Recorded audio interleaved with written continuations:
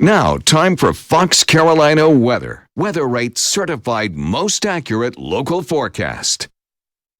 Thanks for staying with us on this Friday afternoon. We continue to watch severe weather affecting the Carolinas. Did want to show you that the Charlotte metro region is still in a tornado warning. Most of Mecklenburg County inside the loop there still in a potential tornado warning. Surrounding severe thunderstorm warnings go all the way out through Concord County as well as Union County in the far eastern Charlotte metro region. Down to the south, we have other areas of severe weather ongoing across portions of Newberry County as well. We have a severe thunderstorm warning in effect for Newberry County, as well as that goes until 4:45, I should say. And then we are also watching parts of the southern Charlotte metro region. My clicker was not working there. All right, we're watching also Greenwood County.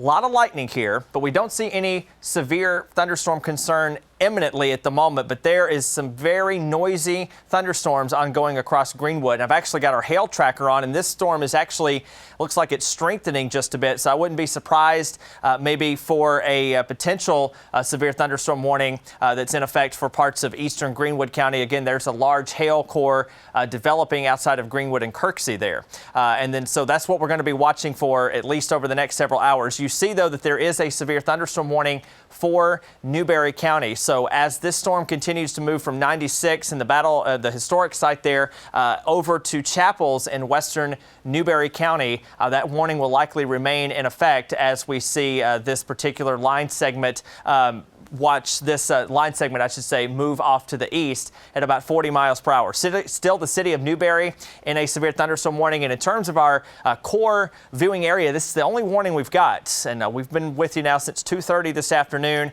And severe storms continue to roll through. But Ben, this entire system is kind of on its way out, thankfully, later today. It is, yeah. So it's basically our southernmost row of counties that still has a threat for hail, damaging wind, and still can't rule out a brief tornado or two. So we've got about an hour or so left of that threat in those southernmost counties. Also want to give you a broad view just to give you an idea of what else we're watching. We've got some pop-up thunderstorms around the Atlanta metro area along a boundary that is also where these storms formed along, but as you can see, that is pushing farther south. So as you're about to see after I show you Futurecast, the temperatures have gone substantially down in places where it has rained. So safe bet is that those storms definitely were along a front that we're definitely seeing some cooling in response to.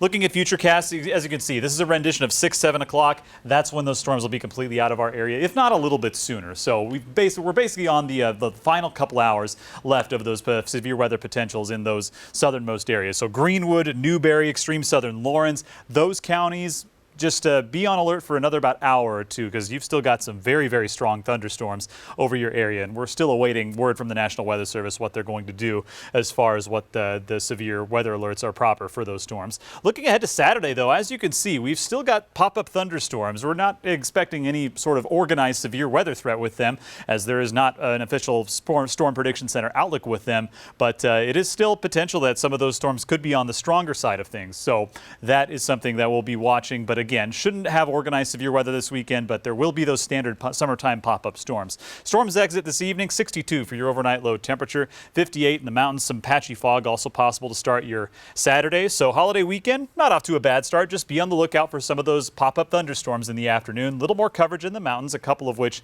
that will likely make it into the upstate. Outside of that, pretty warm, pretty muggy, pretty standard summertime. So we'll rate the day a 7 out of 10, a pretty standard summer day, which is what you'd expect this time of year. So just be on the lookout for those afternoon storms. We'll have pretty similar threats going into Sunday and Memorial Day itself. Should have more isolated activity moving into next week as highs stay in the 80s. Cody?